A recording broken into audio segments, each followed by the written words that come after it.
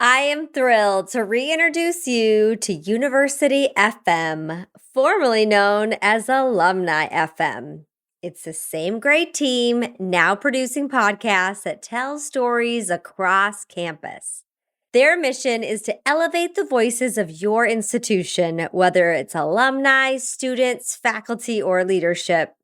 University FM is the only podcast agency focused on helping educational institutions make shows that are worthy of people's attention.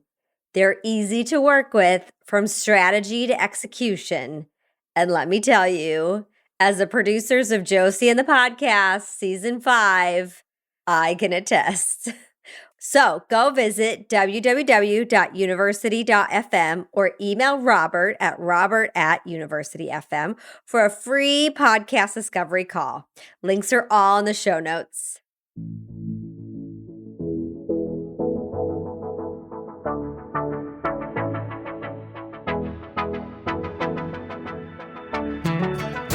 Hello and welcome to Josie and the Podcast. I'm Josie and I am so darn happy y'all are joining me today.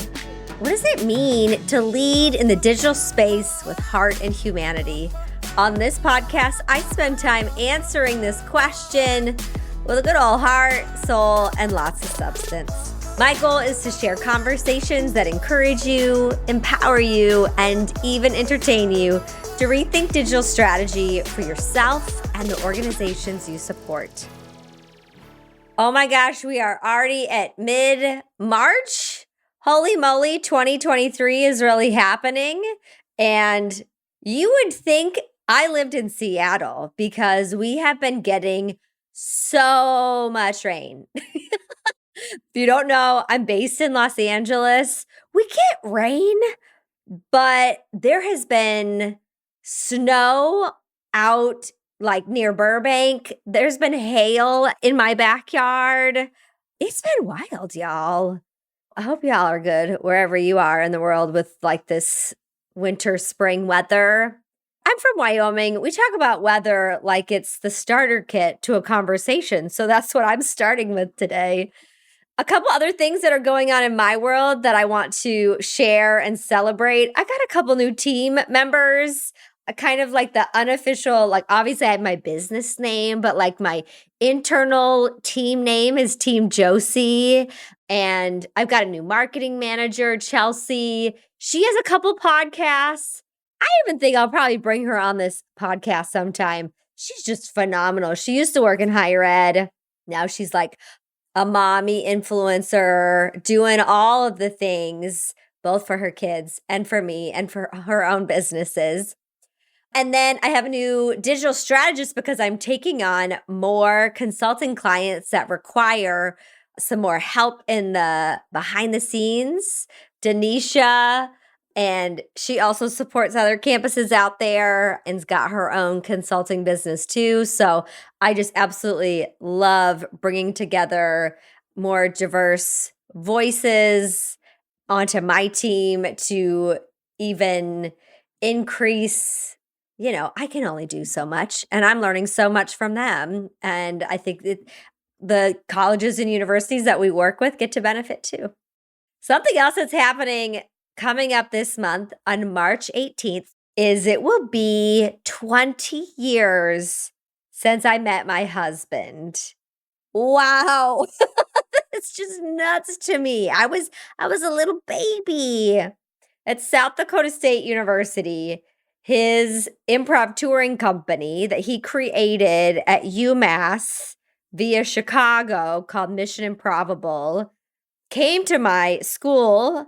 Not only did they come there, I was in charge of the event. I was that wildly involved college student at every period of my college career. And this was my last event on the student activities board. And honestly, I was super burned out. I didn't really want to have a comedy show. I wanted a magician, and my programming board outvoted me. And it was just that time of year, and y'all in student activities will get this. Like, it was hard to promote it and to get people and to sell tickets. And then this young man walks in the auditorium with and those from the early 2000s. Because the trends just come around back again, right? So the clothes we were wearing in the late 90s and early 2000s are back, but he was wearing a sweater vest, which he still has. And gosh, it was kind of love at first sight. I was smitten. And I was 2 months before I was going to graduate and go get my master's. I had already basically accepted to go to Northern Arizona University. He was based in Chicago. And we hung out after the show. He gave me his number. And this is how funny where I was in my life of there's no way he's going to call me. Or I gave him my number. What do the kids do? I don't even know how to date. And so he called me a couple days later and I said, "Who is this?" He still gives me such a hard time about that because I just was so focused on what was coming next my senior year in college. We kept talking. It was back in the day when we had AIM, AOL Instant Messenger. So I remember hurrying back to my apartment to see if he had messaged me and messaging back and forth. And then, so I was on my parents' cell phone plan. It was the thing that finally got me to change carriers and to like do the big girl thing and get my own plan because I went with Sprint because he was on Sprint. Because if you called each other within network, the minutes didn't count. Because before I was like doing calling cards and y'all don't understand. If you just don't understand like what we had to go through to just talk to each other. So we were long distance for 2 years. And he is the reason why I moved to LA. Didn't have a job. When I first moved to LA after I graduated from grad school, like I was temping. I temped at Lucky magazine. I was thankful that I was able to get my first full-time role at Cal State LA in housing. But gosh, 20 years ago, it is nuts. We kind of tell our full story and then you get to know us on a podcast episode we did seasons ago called Content Creators in Love. I feel like we are maybe due for an updated one of those. I'm going to take a couple days off and we're going down to Dana Point to a little resort. He surfs like every second he can. So they're surfing right out into the ocean. And so that's going to be really nice because this month in April is nuts. So to be able to like have a moment to really soak that in, because coming the first week of April, I am going to NASPA, a student affairs conference in Boston. I go to the annual conference pretty much every year, if not also the Western Regional that's held on the West Coast. And I think I mentioned it in my kickoff episode, but I'm being honored as a pillar of the profession there's a number of other people that are part of the class of 2023. So that is just going to be so joyous. And Lloyd's actually coming with me to celebrate. And NASPA falls on my birthday. So we're going to extend the time longer in Boston. He grew up out there. So that's going to be a fun time. But if you are going to NASPA, a couple sessions to keep an eye out for that I'm very excited about.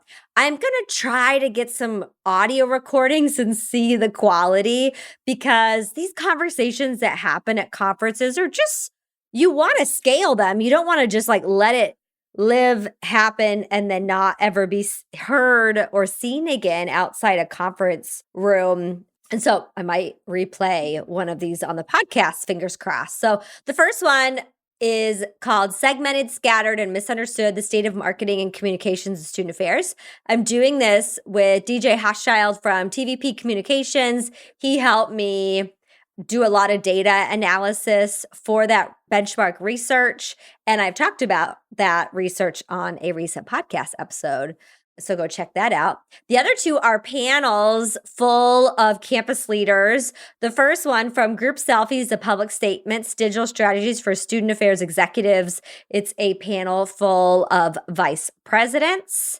And then the second one, hashtag Presidential Digital Leadership Pathways for New Presidents. I've got 4 new presidents, all coming from student-facing paths. And we're going to talk about their career paths, their digital strategies, their support. And so that one's going to be really great as well. For today, what I'm digging into, because I also hit another mile marker. When you look at Time Hop, March is always kind of triggering now that in the US, at least, we went from open to closed in 2020. Right before that, March 1st, 2020, I submitted my final revisions to my publisher of my book, Digital Leadership in Higher Education, Purposeful Social Media in a Connected World. And so you're like, wait, the book came out in September. Yeah, it takes that long to do the final kit and caboodle and turning it into the real stuff. I know if you self-publish, or I'm sure maybe some publishing companies work on a faster timeline, but that was when I said, okay, I promise not to do anything else with it. And so ironically, when 2 weeks later, our globe, our households as humans, we faced something pretty significant that impacted digital leadership a bit in practice, in philosophy, and in impact. And so I wanted to talk a little bit about, now that we are 3 years out from when I put the final touches on this sucker, my reflections, what things that I think I would add to it, what I would edit, what I think I maybe got wrong, and just some other reflections that I've had. And then at the end, I'll just give a few pointers or suggestions of what I learned in writing a book. I get asked a lot, are you writing another book? And the answer is no, I'm not writing one. I still don't know if I would write another book unless it was with someone else or a team, because it's just more fun. One special thing that my publisher has offered to gift y'all is a discount on the book until the end of April of 2023. Go to the show notes. There is a code for 30% off. It's both the paperback and the ebook. And then it also includes free shipping to US and Canada. So go get that book. In case you have never heard me talk about the book, Digital Leadership in Higher Ed, I'm going to give a quick background, some of the core frameworks. So this could be also, maybe still getting the book isn't a reality for you. So you can grab some of the core frameworks of it. And then again, I'll kind of share my 3-year post reflections of how I would want to go about it a little bit differently. A core part of it is to document in that moment of time, how did we get here with technology, especially social media in higher education? So the first part is, I don't at all want to call it a lit review, but I did want to give kind of a crash course of available tools, how they're showing up in higher ed, how I kind of built a framework to digital leadership that's honestly started decades before me in things like digital identity, digital citizenship, and a lot of other frameworks. So sometimes you could debate leadership and digital. Obviously, I'm like making the case, right? That this doesn't come out of nowhere. And then giving you some specific platforms and how I've seen them in the work. But the real heart of the book is in part 2, where you start to see even more quote unquote real-time examples of leaders in higher ed. And then also me starting to connect theory and practice to both online and offline practices, and defining what the framework of digital leadership is, which I'll share in a moment, which if you were to really boil it down, it's enacting whatever your why is for leading both online and offline. And you, as in anything, need to have a little bit of discernment about what you're going to have for breakfast, but also how you want to show up on Instagram. And that strategy, while some people can look at the question of how you want to show up on Instagram as something less than, versus other things in our life. It actually, if you approach it with a purpose-driven, values-based strategy, you can have something that's impactful. All of this comes from about 6 years of research that started with a little baby research project in my doc program of vice presidents of student affairs. And it just kept growing to presidents, directors, deans. And I started to see themes of both common practices and philosophies of digital leaders, but also gaps. And the biggest gap was strategy. Even today, the most well-known and respected campus leaders don't have a defined strategy. They wouldn't be able to answer if their practices and tactics are working or how to evaluate them. And so that was also a core component of the book, especially as you got further along. And so something like a discernment roadmap that I provide kind of gives that starter pack of like, how do I even start to answer the question of what platform should I be on? What impact do I want to make? And so there was a ton of self-reflection in the book. There were exercises embedded throughout, which you can still find on my website, because what I know in leadership, and hopefully you do too, is self-awareness is a core part of it. And so I didn't just want to throw at you facts and stories, but I tried to activate you to be continually thinking about how you situated yourself within the examples, within the frameworks. And then the very last part of the book, we start to think about innovation and thinking about the future, giving, again, lots of case studies, but also some forward thinking where we need to go from here kinds of discussions. So as I bring it back out to give you kind of like, okay, here's some stuff you could grab and go with right now. And I'll also link to any podcasts or blogs that I've written about these frameworks. If you've ever heard me speak or want to, I definitely use these frameworks as a guiding post to what I'm sharing, not just, ooh, let's make your Instagram look cute and have you go viral, because digital leadership is something that is going to enact your values, especially for public-facing campus leaders. It's going to connect with your institution's values, and it's going to feel very purposeful. It also should be community-centered. And this is an approach that may differentiate me from others that coach on social media or coach executives. Is I want there to be engagement and interaction.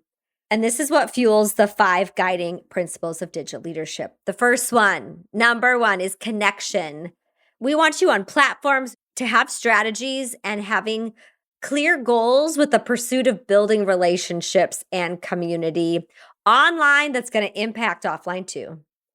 One way to do that is the second guiding principle is what I have found is needed is personalization. Many of these high-profile positions, those position titles are intimidating, and just having you be more removed from access and interaction.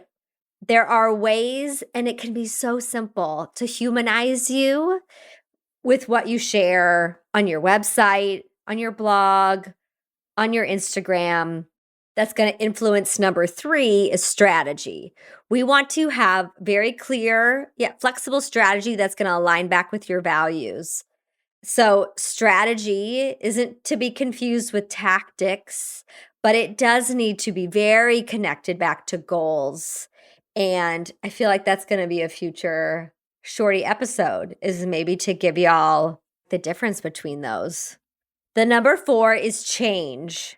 And this came especially from the research, is those leaders that I interviewed that I found to be highly engaged online and their community was really embracing that, those practices, they admitted these tools are going to change. This world's going to change. Higher ed's going to change it and I can embrace that. I may not always like it, but I'm also going to surround myself with people that can help me. So they know they don't have to be an expert on TikTok, but they do need to understand what it is because their audience and their community are using it and might be there. Josie and the podcast is also sponsored by Campus Sonar, who partners with higher ed campuses and associations that value marketing and communications as a strategic ally. Together, they empower leaders with insights from online conversation and social listening data to develop and align their strategies with the goals of the institutions they serve. Join Campus Sonar and me, along with an expert panel, about how campus leaders can increase institutional advocacy on March 23rd. Register on the Campus Sonar website or find the link in the show notes. And number 5, which I think also sets this book aside from maybe others on social media, is the 5th principle is legacy. This weaves into why I use leadership, is because we want to make an impact using these tools. What are your goals? What are the short and long-term things you want to accomplish? Because you are going to be creating a podcast or that you're going to stay on Twitter. Okay, so that's the core meat and potatoes of the book. 5 of the chapters are all built around one of those guiding principles. There is another framework that, since the book has come out and a podcast I've released on it, I find people really gravitate to, that I will quickly explain. It's called the 8 meaningful types of content. So there's this methodology called content analysis, where you can look at all of your posts from your institutional accounts to your personal accounts and find themes of what you tend to post the most. And if you were to categorize them in buckets, I worked with Campus Sonar on this project, and we looked at hundreds of accounts and we found 8 themes. And these both communicate the current practices, but also we've included the framework to make sure that we're trying to create a holistic types of content that sometimes leaders may shy away from, that we need to see more of. So I'll link to the full podcast episode that'll dig way more into examples. The 8 are educational, community, promotional, inspirational, your story, day in the life, advocacy, and industry. And if I was to rank in 2023 where I see us as an industry in higher ed and leaders, the ones that we need to lean into more are advocacy, community, and inspirational. I think we've actually gone a long way in day in the life. We've always gone overboard with promotional. I've even seen some big gains in your story. So if I was to kind of put a wish list out there, that's what those would be. The one other framework I want to share that's in the book is a digital discernment roadmap for digital leaders. If you were to come to me to say, I don't know where to start, what platforms do I go on, what people, I don't know what to do. We would first start with getting clear on who your people are in any context, no matter the platform, online, offline. Who are the people you need to engage with the most? This part of the roadmap is called community engagement and stakeholder activation. The second is going to be, okay, now what tools and strategies are all out there that could connect back to your people? Alumni donors are top of the list. And this could even just be a short-term roadmap, right? In this season of this year, I need to focus on this audience and this goal. Okay, what digital tools would be the best use for those? Okay, let's talk about email. Let's talk about website integration. Let's talk about a platform. And then the next part of the roadmap is, okay, what are we going to think about in a content strategy real time, both in that's going to go out one directional, but also what you're going to contribute real time in interaction and engagement.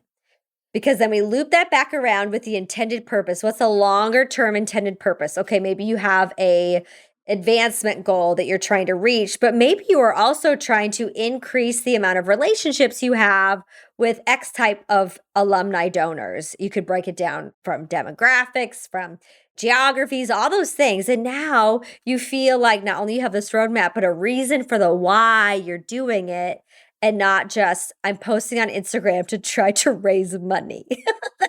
I think anybody would want to not only post that content, but probably interact with it.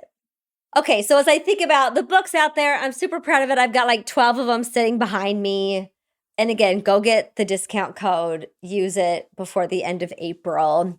There's some things as I think about if I was to ever do an updated version or 2.0, if my publisher is listening to this is not a pitch. I'm not giving you an idea either. This is almost like, well, just listen to this episode and the refresh is right here. I did spend a ton of time in the first, so there's 3 parts of the book. I would say the first part, maybe I was still so ingrained with the dissertation, was chapters 1 and 2, where there was so much, again, I don't want to call it a lit review, but there was a lot of history, terminology, and background, which I think in higher ed we do appreciate. And I wanted to make sure for anyone that just wasn't familiar with not only platforms, but application in higher ed, that they would see I was trying to connect all of these dots. The challenge came to be because I started writing this in 2016, I had to edit it so many times. And it wasn't always like, oh, there's a new platform I need to add in here or a piece of research. Just things got outdated from when I first started to write it. TikTok wasn't a thing. It was, oh my gosh, well, Musically, and then TikTok bought Musically. And so it was just always this constant, and I mean, that's a reality too. But if you check out some of those first part of the book, there's going to be platforms that are not listed. There's going to be, for example, like Instagram has changed itself like 1,200 times. And so I think if I was to write it again, or, like again, I would probably minimize that or make that an appendix that you can find on my website or something like that.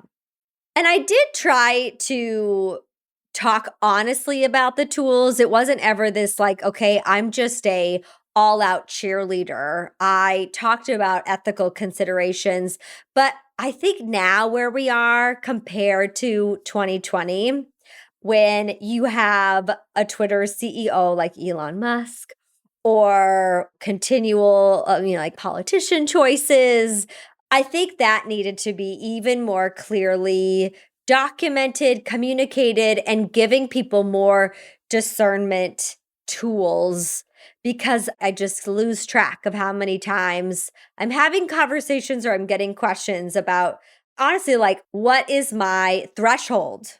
When do I hit rock bottom on a platform? That's why Mastodon just keeps coming up. I'm not trying to put money on anything. It's fine if you're here and there, but it's really not about taking your people to another platform and hoping to replicate. They are all so distinct. And at the end of the day, just like whatever helps you sleep better, because we're all just trying to get a good night's sleep. The other discussion and topic that I think now I would spend much more space on is crisis communications. In the chapter, I don't have them memorized anymore, but the president of Dillard University, Walter Kimbrell, previous president, hip hop prez, he has an entire chapter. And there is some elements about crisis communications and just some ethical considerations. And I think I would want to give more case studies, more examples, and some frameworks on not if, but when, and when turns into, okay, now you're on your 12th crisis in the month, because the reality is through COVID, we went through them constantly and we continually are faced with those, whether if you're a social media manager, a CMO, or a president. And that would definitely be something that in a future version, I would want to clearly approach. The next one is actually very inspired by my last podcast guest with Tressa, where we talk about thought leadership. And I kind of allude to it in the episode, but I don't know if I've really talked about it here on the podcast. And this goes pretty deep into like student affairs land on Twitter. But there has been some people out there that referred to them as thought leaders who were blogging or doing their thing. And maybe that wasn't so well received because not necessarily like their thoughts were bad, but it was a status symbol almost, this popularity thing, or just that maybe there wasn't research to back it up. But anyway, in student affairs, there was a lot of like kind of poking at thought leadership. And so I brought this up to her because she uses, just like I use digital leadership, she uses thought leadership, that phrase, that framework with her presidents, with her boards. And I do think in other pockets of campus, and even probably now in student affairs, it's fine. And I really appreciated how she differentiated. And I would agree that it's about impact. It's not about popularity or how many followers you have. And she talked about influencers, which is really more about yourself versus the industry, which would be thought leadership. The other thing that I think I needed to talk about even more to say this is what I'm not talking about is I find a lot of vice presidents want to come across as positive. They want to be well-liked and popular. And we actually need them to be purposeful. We need them to be strategic. And maybe it's not always them speaking out because that'd be better for the president or the chancellor to do. But I do think it's important to differentiate. When I say digital leadership, it isn't just all sunshines and rainbows and selfies and socials, like I talked about at the end of that episode, that you do have to use your platforms and voice for more amplified ways. That's why I use purpose so much. And maybe your purpose is that you want to lift up, you want to empower, you want to spread positivity. But I think what we've learned, and I think hopefully clearly discussed since the pandemic, is toxic positivity can cripple an organization and a leader and those who are throughout the organization chart. That it just felt so literally toxic that it might be hard things to say, but it also can be really simple to say something. No, this is something hard we're going through, or to admit that you messed up. Not only do I think your people would find that refreshing, but extremely important. So make sure to go check out that episode if you haven't already, because that just even recently, I think would really influence the way I might reclaim thought leadership. Because the last part of what I appreciate she talked about, and I did give examples in the book, but I just don't think I hit it on the head maybe as I should have. Because I talk about social media as an example of where you could put your leadership and your impact. But we do need to look at other storytelling and communication tools from inside higher ed, the Chronicle, heck, get on your local radio station, like all communication tools that are in our toolkit. It's not just these platforms that we actually don't own. And I think if I was to do a 2.0, I would want to pull more examples. And that's what TVP Communications does, is they are an aid in a lot of media relations, and their strategy is more than just digital strategy. It's an entire communication strategy. And the last piece that, honestly, my goal, I looked at who I was featuring. I was strategic on trying to, for example, make sure I had community colleges and different identities and different examples and situations. And I would say, while the book is both aspirational for mid-level and extremely applicable for executives, we really need more meaty guidance and just a place for discussion throughout the organization, from new professionals to entry to mid-level, because I just couldn't be that to everyone. I also need to say where I think I missed the mark. I really started to realize this when I integrated the book in my Florida State University master's and doctoral online course called Technology in Higher Education. And I asked my students, I want you to critique the book that they were assigned to read, just like they would any other type of literature, even though I was their faculty. And I had to really get them to do that and to listen to that. And a couple of them took me up on it. Despite my efforts to include numerous professionals of color, background, gender identity, one can't really create a rubric for diversity or inclusion. And it's not just a checklist you complete or get a gold star, even though I think in the back of my mind, I tried. I am self-aware. I come from a privileged perspective. I may have been born in a trailer park, but I am a cis white woman. Even the privilege I hold from not working at a campus today and on my own is not shared by thousands or the majority of higher ed. And I actually stated some of this up front in the book.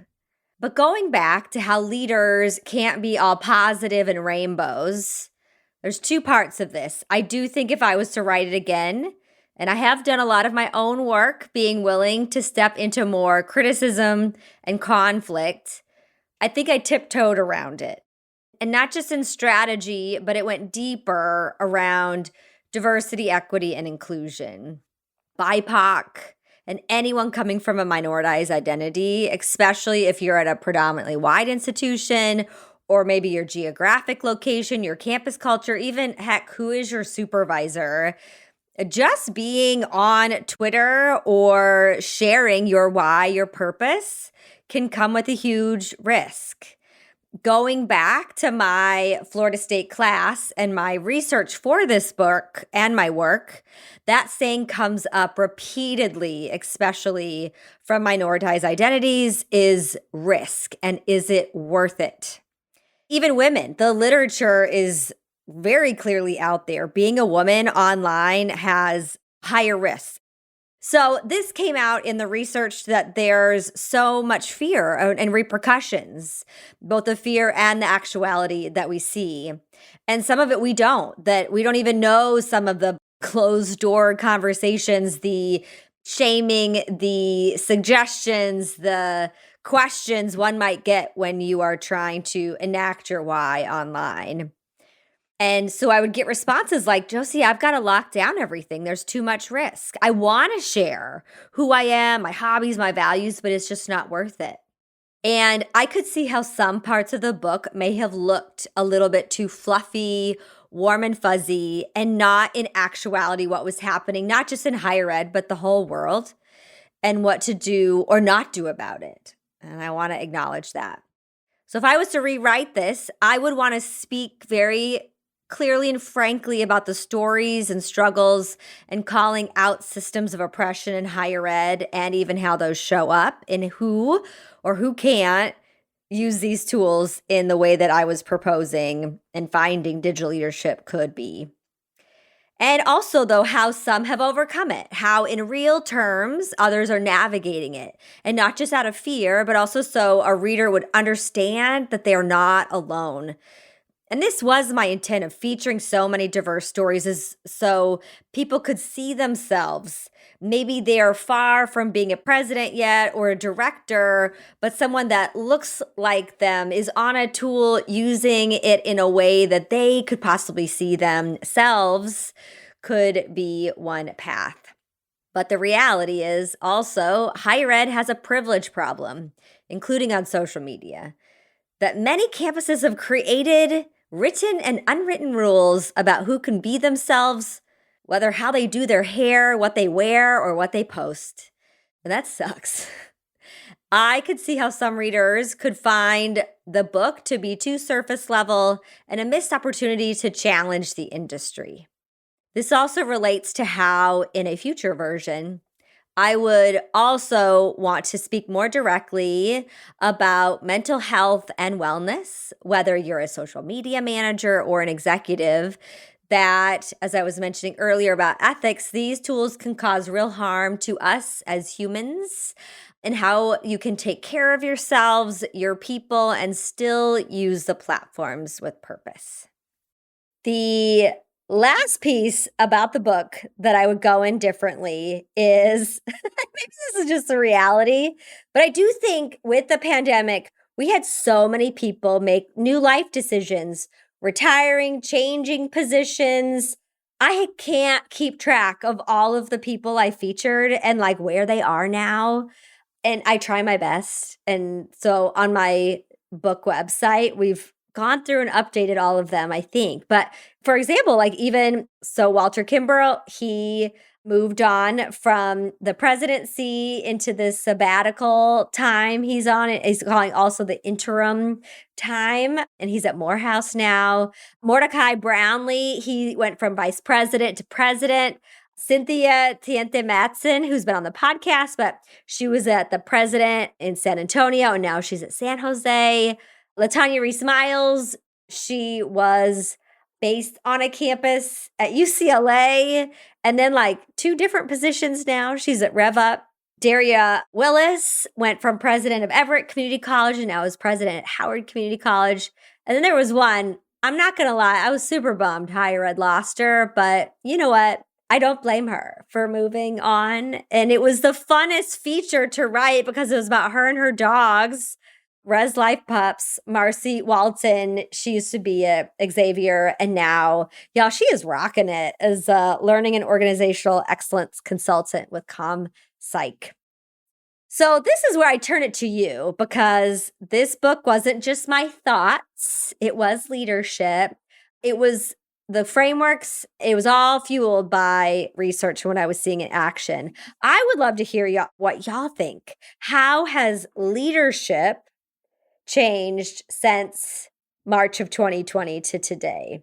How do you see the enactment of digital leadership being changed? And where do we need to go? These are all things I would love to hear from you. And for those that are curious or currently writing a book, I've got 4 things that I want you to consider. Number 1, surround yourself with a team.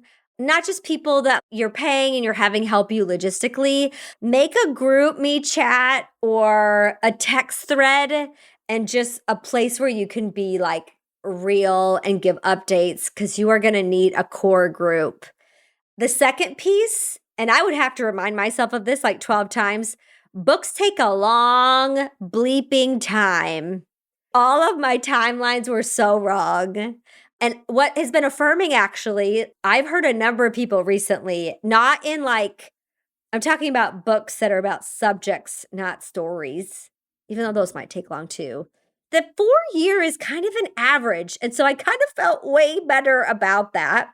Number 3 is I've come to peace with people asking you immediately or even after when the next one is. It actually is a compliment.